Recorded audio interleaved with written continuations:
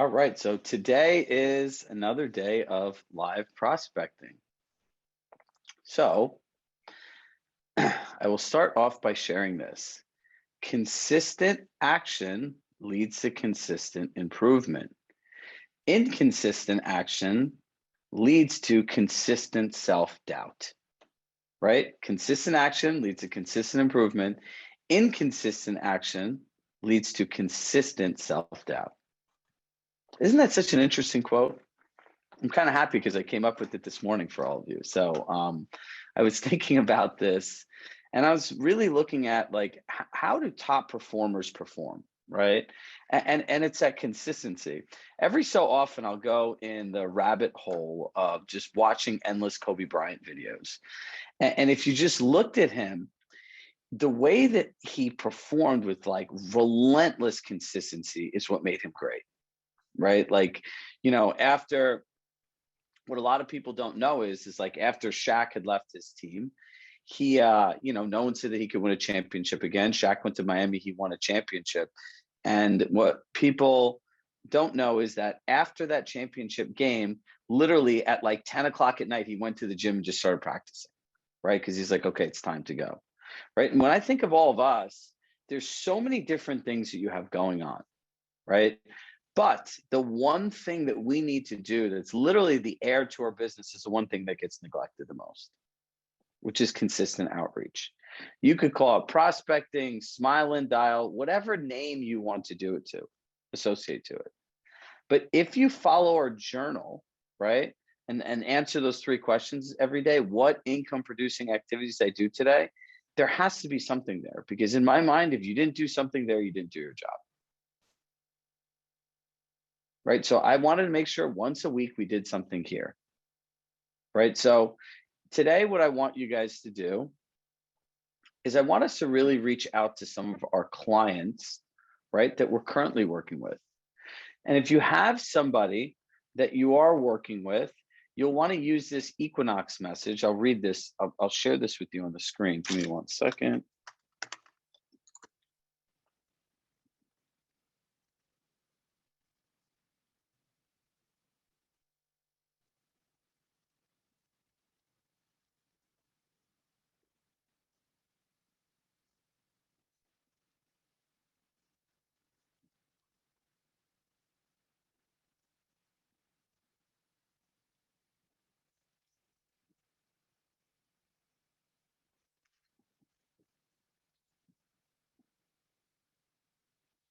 Do you see this? This is an actual message I got from someone at Equinox. This is after I joined the gym. Hey, Chirag, this is Lucy from Equinox. Hope you're doing well since you joined the gym a few days ago. Let me know if there's anything I could do to make your experience better. So we have clients that we work with, right? And we talk about this concept of the iceberg. What's above the iceberg is what you see, it's someone's appearance, your conversation. What's under the iceberg is always all kinds of different stuff, right? You don't know what's going on. Who here besides me has ever had a client get mad at you out of nowhere? And you're like, whoa, how come you never told me about this? This message is meant to either have people thank you or draw out any challenges you have. So you literally can take this and I could say, hey, Corey, hey, Corey, it's Chirag from Compass. I just want to thank you for the opportunity of working together and helping you find or sell a home. I just want to know if there's anything I could do to make your experience better. And see what people say, right? Listen, Robert Refkin always says that feedback is a gift.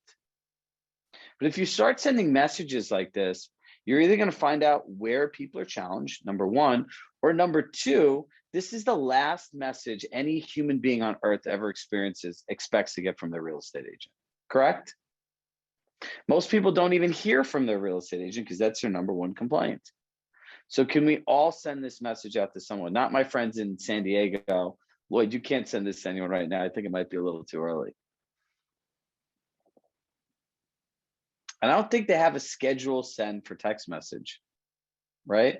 However, you could send an email with the subject line that says, how can I make your experience better? Or can I make your experience better? And copy the same thing in a similar format and hit schedule send. So what I want everyone to do is, whether you want to do this through email or text message, I want us all to take a moment and start sending this to our clients. Does anyone have any questions?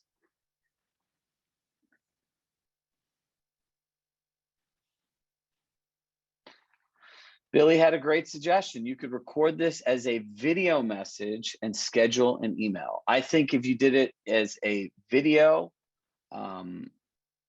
if you did it as a video message, I think that would get the best results. So good idea, Billy. So who's going to send it as a video message? Billy, Wayne, I see a couple of you guys. Elkin, send a video message. Renee, send a video message. Heidi, send a video message. Mo, send a video message. Listen, Rory Gollad said it best. Caring is a competitive advantage.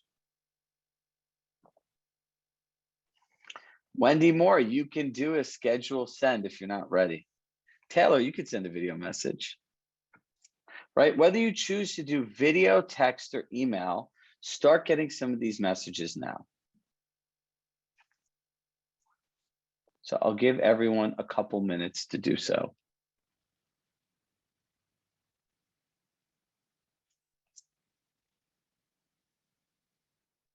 Stephen Morgan, welcome back.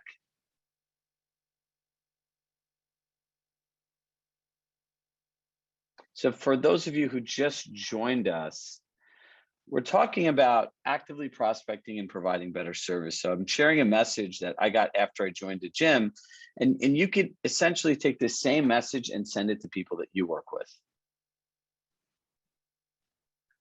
You could call, you could email them, you can text them,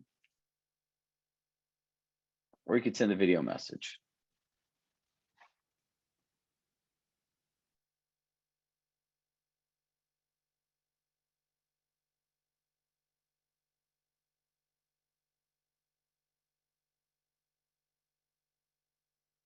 So if you have done so, hit done.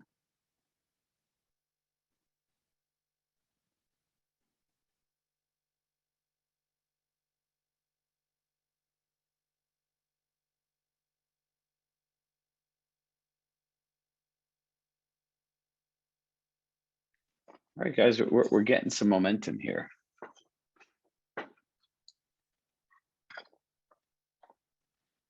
And if anyone gets a response, post it in the group. I'd be very interested to see what it says.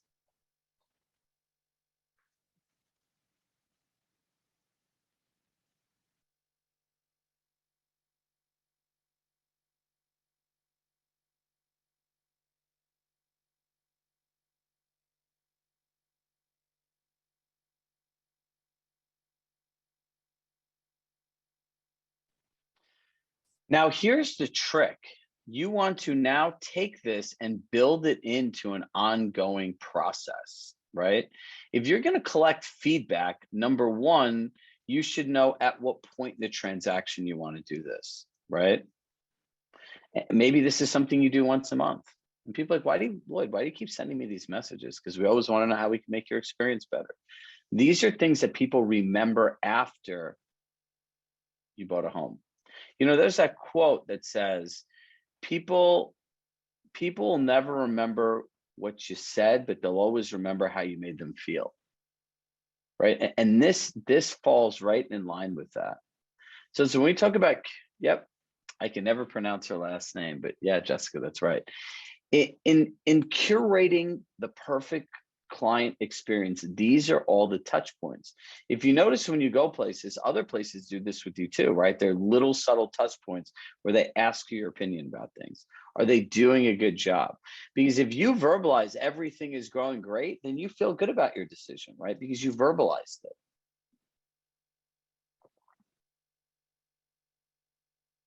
All right, so now we're going to move on to something else.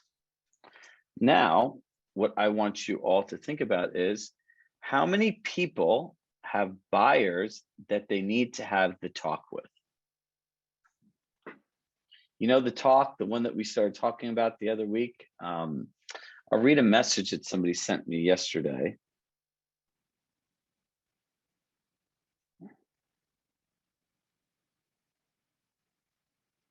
which should inspire all of us. Just won a huge bidding war with the buyer who we've been looking with for the past 2 months, weekend after weekend, with no luck, simply because I had the talk with them over the weekend. And what she did was wrote them an email and called it Winning Buyer Toolbox and explained all the different things that buyers are doing to compete right now. It prompted a long conversation with them, and they were able to weigh if this was the right market for them. Key words: weigh if this was the right market for them. They decided the house was worth waiving everything and were able to make an educated, well thought out offer and won.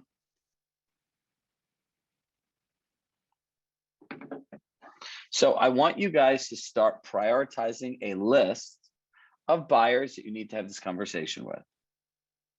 And then I'm going to walk you all through having the conversation. So take a couple minutes and write down, how many different people do you need to really talk with? Corey, how many people do you have that you need to have this conversation with? Couple? I think we all do. 5.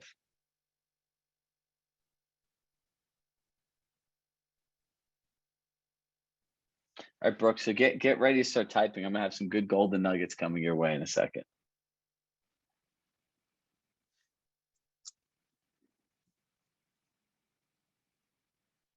You like the conversation, right? Here, I'm gonna unmute you. What do you like about it? It's truthfully changed everything I've done for the past, since the first time I heard you say it, maybe 6 months ago. So just yesterday, so I think the best nugget I've gotten from you so far was, there's no such thing as a deal. The deal is winning the bid. I've used that line like every time, and they go like every time. So it's been a good one. Yeah. I won a bid yesterday, 17 offers from these people. Good. Worked. That's incredible. Works. It does work. Do you know why it works? Being truthful. It's not that, no, see, so when you can put things into a context that other people can understand in their own belief system through their own values, it makes it easy for them to accept. People seem to like, when people teach people, right? In a lot of real estate and a lot of these other industries, they base it on what's called adult learning theory, right? But the problem with adult learning theory is it's binary, right? It's like X's and O's, it's black and white. But the thing that people don't realize is real estate on both sides is filled with the E word. Do you know what that E word is? Emotions, right? So when you have emotions involved, there is nothing binary. Have you ever been really pissed off and has somebody tried to explain to you based on logic how your feeling is wrong? Could you imagine that? It doesn't ever work out. You can't tell somebody how to feel. However, what we can do is set a context for people to understand things, right? So when we start doing this is, you want to think about, number one, it's always their choice. What they decide to do based on the data and the information they share is your choice, is their choice. Number two, you have to put it in a way that they can understand while making it their own idea. This is how we share the information. Number three, they need to be in clear and explicit agreement. If they don't agree with what you say, they're never going to go along with it.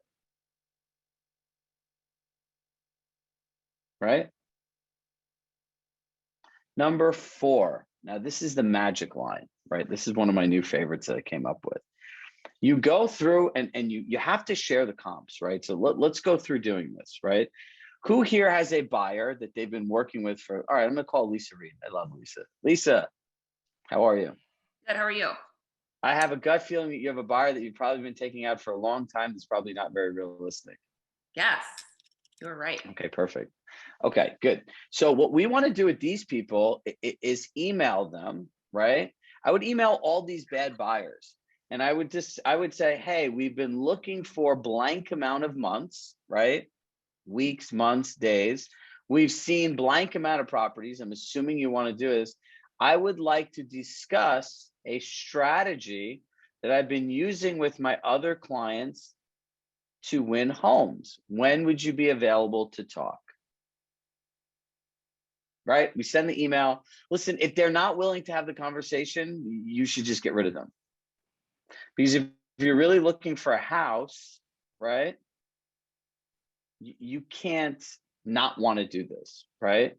I called my real estate agent last night and I want to move. And I was like, wow, I'm like, you just can't buy anything here for these prices. It's like not even habitable. Doesn't make sense. But she's like, do you want me to go through all this with you and share the property? I go, yeah, that'd be great. Right. And I consider myself a pretty smart person. I know how to work with people in over 27 different states, but I still want this information here locally. Right. So now you have the conversation. Right now, here's the most important part. When you're sharing the information, you need to literally say, what does that say right there? How many days on the market? They need to say 4 days on the market. Then you need to say, like, based on your expectations, is that selling faster than you thought, slower than you thought, or is this completely surprising to you? They need to verbalize this versus these homes are selling in 4 days on the market. The bids are really high and we all have to be really aggressive. And if you want to get a home, you have to waive all the contingent. Like, do you hear what that sounds like? Matt. It's never going to work. They're going to feel like they're being sold, conned, deceived, and that you just want a paycheck. Right? Now you keep going and you ask them, based on this, do you think the market is competitive? Absolutely. So let's see what buyers are willing to pay for homes, right? What was the sales price? You ask them and they have to read it to you, right? What was that sales price? 1.1 million. Hey, how much over ask did they pay? What percentage is these homes selling? It's in this column, 110%. Oh, so you're saying that, you see how I'm flipping this, Lisa? So you're saying that buyers are paying 10% more for homes in these areas? Yeah, they are. Do you see that little switch right there? So you're saying. Chirag, Not I'm telling you. that is like the one skill that I need to work on the most is not telling and flipping it into these questions. That's called practicing, right?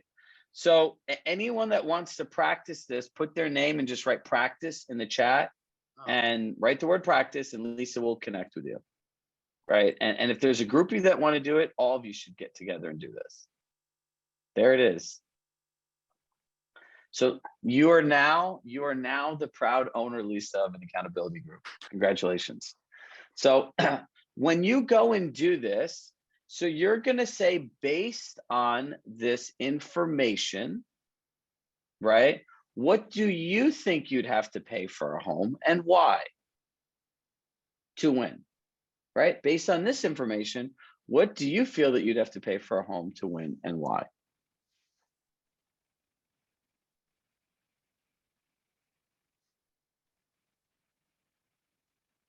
Yep.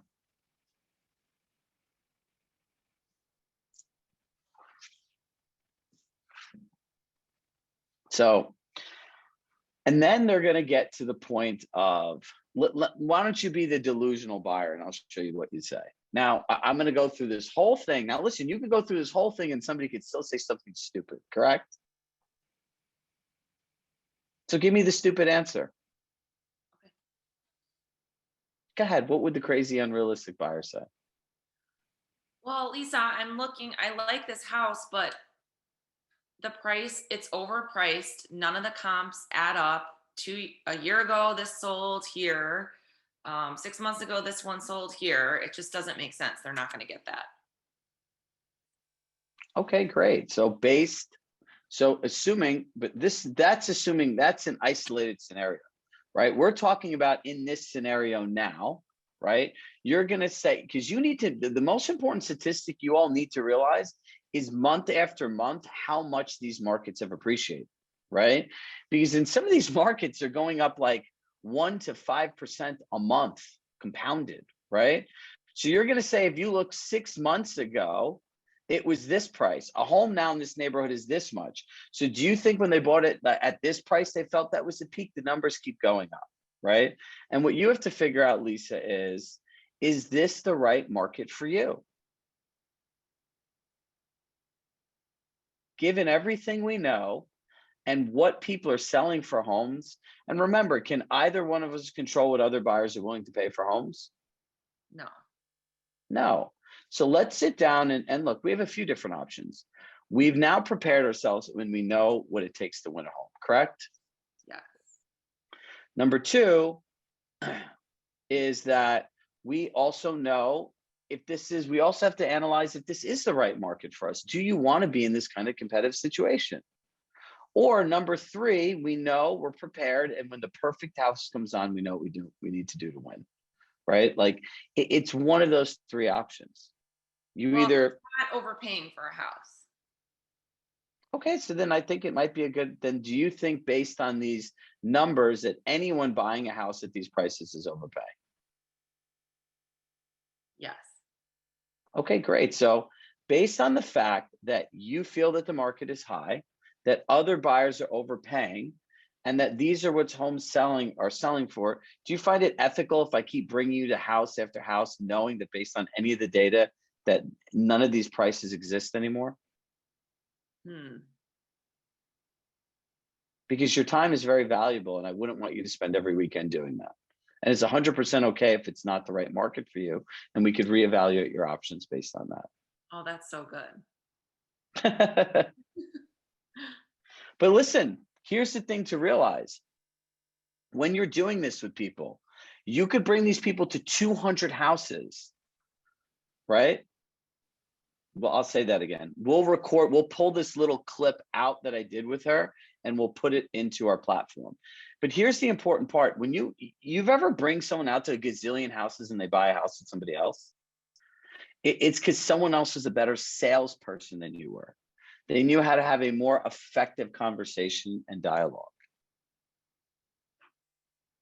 It's simply it. Nothing more, nothing less, right?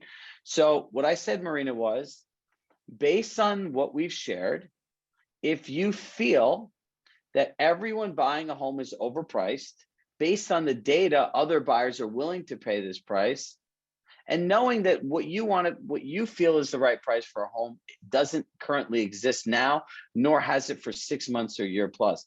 Do you find it ethical if I keep bringing you out when your time is valuable weekend after weekend, knowing that one of these houses doesn't exist?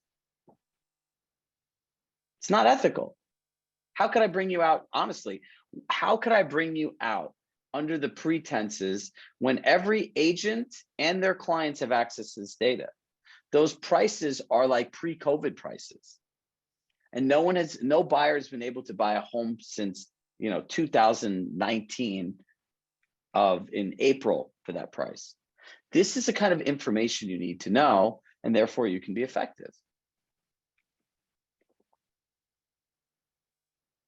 Sound good? So look, provide great service, see where your feedback is. I'm going to give the last 5 minutes today to Brooke to really walk through where the role play is, where you can post and another person can post here. At least you could grab some of the names in the chat, but the benefit of our platform is you can go there, post your scenario, and start networking too with other people. The best way to build relationships is growing together. Like I know a group of agents that started practicing and role playing from COVID, and all of them are good friends now, and they all have a very high percentage conversion on their listings and appointments they go on, probably around 90%. But they've literally been doing this 3 to 4 times a week for almost 2 years now. Remember the 15-minute rule. If you practice 15 minutes a day, 300 days a year, that's 75 hours in a year you'll log in doing this. Do you think if you practice this 75 hours for a year, you could have this conversation for the rest of your life with people with confidence? Remember, consistency creates confidence. Lack of consistency creates consistent self-doubt. Right? So Brooke, I'll let you take it from here. And everyone go on here, and remember, if you post it, you want to role play, reply to somebody's post. I've noticed this. I'll have 10 people post and they're like, hey, no one commented.